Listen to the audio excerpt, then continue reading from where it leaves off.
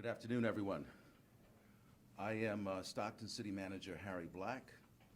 This afternoon, you will also be hearing from Stockton Police Chief Stanley McFadden and Stockton Mayor Kevin Lincoln. As we will continue to do throughout this ordeal, we wanted to provide a situational update to the public this afternoon. First, I would like to extend condolences to the victims and their families.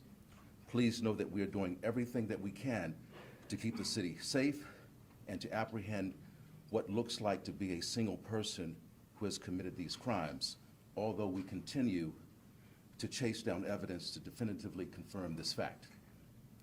Daily, Stockton Police Department monitors numerous data points related to crime throughout the city.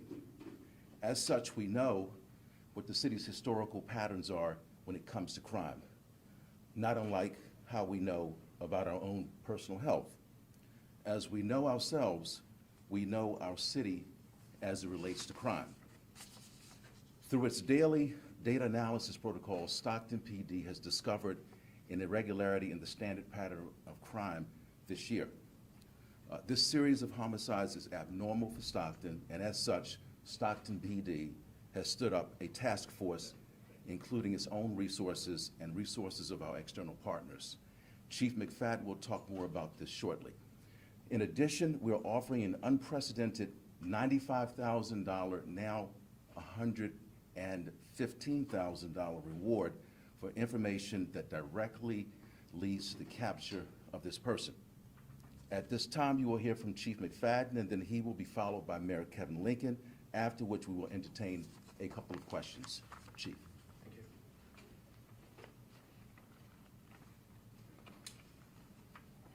As I said before, we would reconnect with all of you when we have some more case developments, and that's why we're here today. I first want to address the comments regarding Stockton having a serial killer. You know, that's what's been messaged. That's the big question that we keep being asked. By definition, these shootings are a series of killings, and so we do believe we could have potential serial killer. That's how we're going to treat it as such. At this time, we don't know if it's a person or persons. As I said before, we have absolutely no evidence that connects a person or persons to any of these incidences.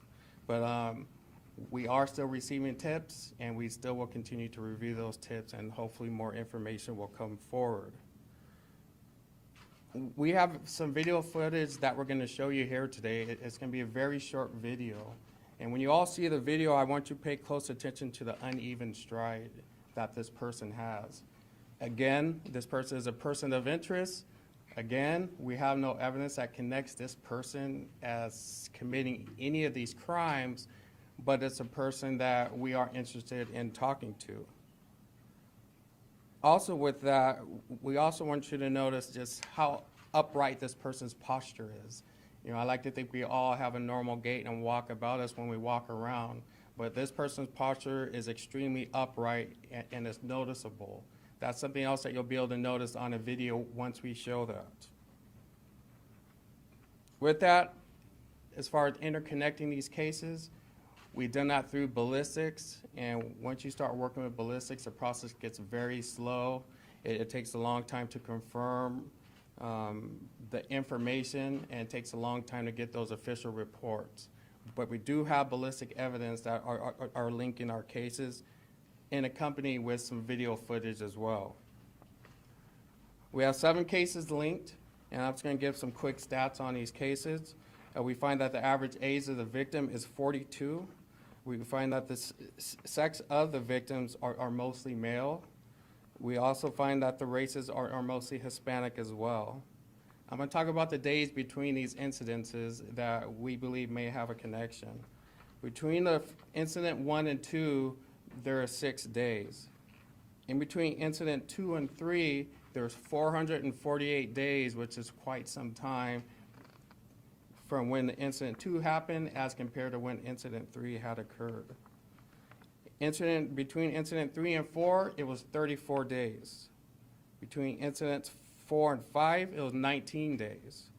Between incidents 5 and 6, it was 22 days. And between incidents 6 and 7, it was 6 days. Of these 7, one of them occurred outside the city. It occurred in Oakland, and we've been partnering with Oakland Police Department to have tabletop discussions as far as what information we have. Another development we've had is we had the opportunity to interview our only surviving victim. The circumstances regarding this victim took place last year. This was a black female adult. She was in her tent when she heard someone walking around her campsite. When she came out of her tent, she encountered someone holding a gun at her. There's multiple shots at her as she tried to defend herself by advancing at the suspect. At that time, the suspect lowered his or her shooting platform. She provided us a description of what she believed that person was at the time of the incident. She described that person between 5'10" and 6 foot, wearing all dark clothing, wearing a dark COVID-style mask that was concealing his face, and wearing a dark jacket as well. As she said, there's no words mentioned at all. As you heard, the reward amount keeps increasing, and I'm not surprised. I've met some incredible people in this community that are passionate about this community. I think when trauma occurs, that's when we're stronger in this community, and it shows that. I anticipate the reward to continue to increase. I think it's in excess of $100,000 right now. You know, and I want to thank everyone from the media, the community leaders. Everyone has really rolled up their sleeves and try to provide us tips. You know, we have the tip line open. People are serious about this. A lot of people are calling in. They're emailing. Hey, how about this person? Hey, take a look at this. You know, I'm glad that we're all doing the heavy lifting together, and that's what makes Stockton great. As we continue to get more information, we're going to continue to outreach with everyone. You know, I want to thank the men and women in this police department that have not gone home. That's how serious they have been about these cases. I want to thank our law enforcement partners. You know, all of our neighboring agencies have reached out. You know, I spoke again with the sheriff today. He's given us all his resources at our disposal, including technology that they're onboarding. So everyone is in this together. We have our state and federal partners that are doing some heavy lifting with some of our video processing and other evidence that is very time consuming to get through. But we've built an all-star team of dedicated folks that have the skills, knowledge, and ability to bring a capture to this person. Now I want to turn over to Mayor. Thank you, Chief. As we're gathered here this afternoon to discuss this recent string of homicides that we now know, we've known that they're interconnected, let's not forget the fact that to date, the city of Stockton, we've suffered the loss of 43 total Stocktonians. There's not a word that can be said, there's nothing that we could do that will bring back those lost loved ones. So my deepest and heartfelt condolences to the families of those victims of the senseless act of violence. There's one thing I know about the city of Stockton is that we are resilient. And when we experience and we go through adversity, like the chief said, we come together, we find a way. We've had to do that over these last few years, beginning with COVID and now to where we're at today.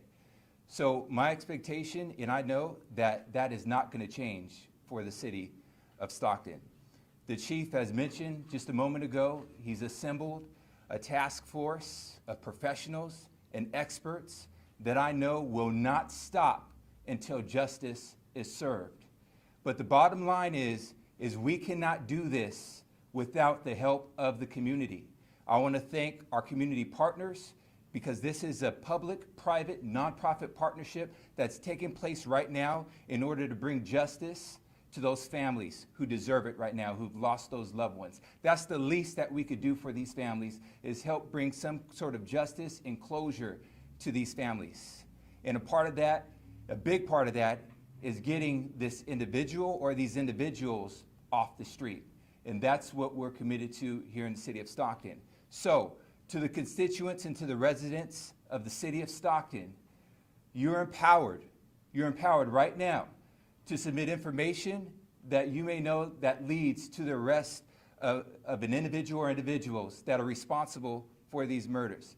to the small business community that have stepped up and have donated generously to the city of Stockton to aid in these efforts, thank you very much. To our faith-based community that continues to pray every single day, thank you for the sacrifices that you're making. Thank you for holding this city up. We cannot do it without you.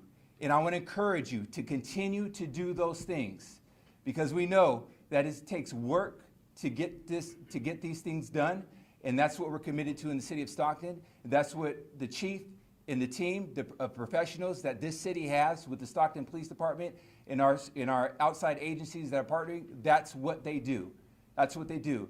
So community, continue to do what you're doing in this process, and we're going to continue to do what we're going to do in this process. God bless you all. God bless Stockton. Thank you, Mayor. Yes. We're going to show the video at this time.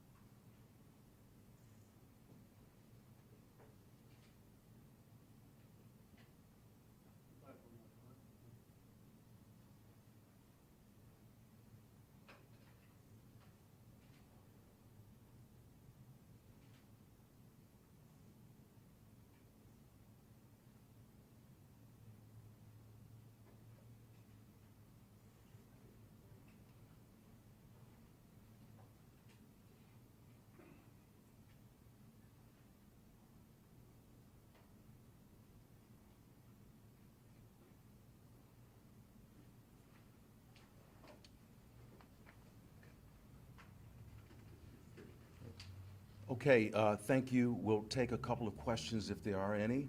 Chief, do the characteristics of the victims suggest anything about a motive here? That's one thing we don't know. We don't know what the motive is. What we do believe is that it's mission oriented, right? This person's on a mission. Just appears to be very fluid and intentional in what that one person or multiple people are doing. So he's targeting certain people, it seems like? Well, we don't know what to be, because we've had male, we've had female, we've had different races. We don't know exactly what they're targeting. We've had folks that live in homes, we've had folks that don't live in homes. So at this point, we just don't know. Chief, what is the The ballistics geographic that tie scope of in these the, homicides? Chief, what are the ballistics that you're talking about that tie in these homicides? Can you comment on that? We're just going to say that we do have ballistic evidence that interconnects these cases. We're not going to go into depth on that because we don't want to affect the investigation. Hey Chief, so since the announcement of the two new connected cases, we now see kind of an expanded geographic scope into Oakland. I'm curious if you could speak to whether there are other cities that we believe at this point are being targeted, or are there other cases in Oakland or in other surrounding areas? We're still submitting evidence at this time, which means so far as we've gotten some local hits, but as the evidence continues to be processed and examined, it will alert us if there's a match outside of this county or other places. How many of them are homeless, these victims, Chief, so far? That I don't know. Chief, how concerned should the public be? You know, I think it should be the same level of alertness that we message all the time. You know, all the time we say you'll be aware of your surroundings. All the time we say if you're going to be alone at dark, be with someone else. All the time we say try to be in lighted conditions. You know, these are safety measures that we message consistently, and we always will. So my advice would be just follow that. If you do that, it's very unlikely that you will encounter this person or persons. Chief, can you give details of that task force? Who makes up that task force? One thing great about the Stockton Police Department is we're part of every federal and state task force in the area. So what happens is they're used to working together on a regular basis. When something of this magnitude comes up, these are folks that already have working relationships that they direct their focus onto this task. I spoke with several chiefs in the county. They're all very supportive. We had a large meeting today with the representatives from all the different departments and the state and the federal level. We handed out tasks, responsibilities. As we say, we're getting hundreds of daily tips that are coming in. So we're leaning on our partner agencies to filter through those leads and see which ones are substantial, as well as other tasks that we're partnering with as well. We're also partnering with different labs too for some of the evidence we have. The majority of the victims have been Hispanic. Does the police have any reason to believe that these might be related to hate crimes? We have absolutely no information to that, right? To know if an incident was hate incident or hate crime, we would need to know more as to how it unfolded or what communications were made. And we have no witness that has said this person or persons has ever said anything like that or even spoken for that matter. Is there any other physical evidence that connects these homicides so far, Chief? The greatest evidence we have has been our video evidence and our ballistic evidence. And by looking and watching this person, the way they're walking, the way they carry themselves, does that tell you anything, maybe perhaps psychologically about this person? No, I am absolutely not a psychological profiler, but what it does tell me is we've seen this person of interest on more than one of the incidences, so it's absolutely someone we want to talk to and need to talk to. And again, we have not seen this person commit a crime or anyone for that matter, but that's what we're looking into. That's why we need the community's help to help bring that person to us. So they're not a suspect yet? This person is not a suspect, just a person of interest at this point? Absolutely, a person of interest, absolutely. Do you have any idea who this is? You've seen this person in multiple pieces of footage, did you say? We've seen them in different videos, yes. How many, Chief? Would you say? That I don't know, All at the same incident? no, So different incidents? absolutely. You've seen the same person? Are the homeless more at risk because of this person? Well, to be honest, I would say everyone's at risk. You know, everyone. Since they're outside and they're in the dark. Exactly, but I've also been in a lot of encampments where they pull together and are together. So it would take a homeless person, I would say any individual, homeless or not, out on their own, sleeping somewhere or sitting in a car a few hours before they go to work, is probably, it's not the best thing to do at any moment in time. It's always better to have people around you. Hey, Chief, What with the led two you new- to Oakland?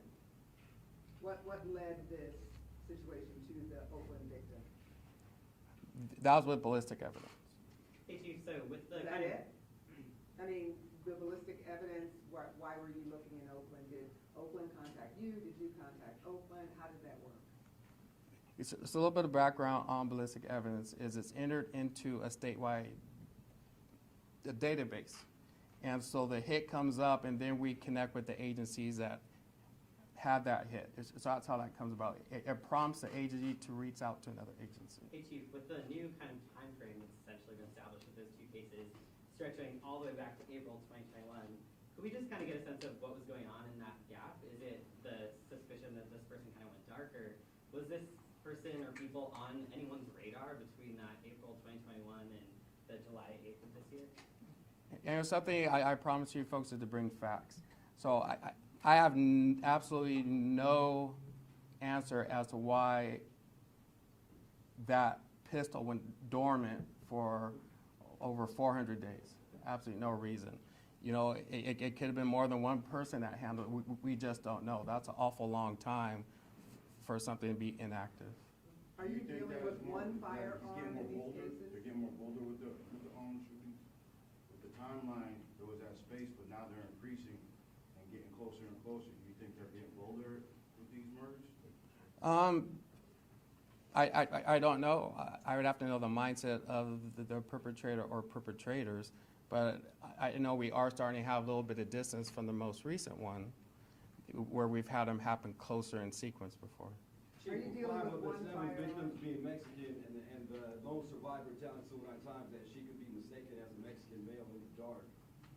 Is it possible that the white victim could have possibly also been mistaken as a Mexican male, and that is the prime target? Oh, absolutely. I absolutely believe if someone appears to be a certain complexion that this person is targeting, that it could almost be any race to fit that complexion if that's what the shooter's after. Absolutely. Are you dealing with one firearm in this case, and also the surviving female? Was she hit at all, and is she light-skinned? And what race do you think that this person of interest is? To answer your first question, yes, the black female, she survived her wounds. She was lighter complected. As far as the complexion race, I just don't know. Again, I'm gonna bring facts that are verified, and I have no clue what that person is or who that person We have time is. for 2 more questions. And all the homicides happened within minutes of each other, so are you all targeting, putting resources at that, near that specific location, or what are you guys, how are you doing this? Yes, we've been heavier during the night hours than we've have been in some time. We have task force, we have all sorts of resources that are on the streets after dark during these hours. Do you have DNA in this? Any DNA? At this time, we're still getting a lot of things processed, so we're waiting to hear back on a lot of evidence. All right, thank you, guys. That will end our press conference. Thank you. Thank you.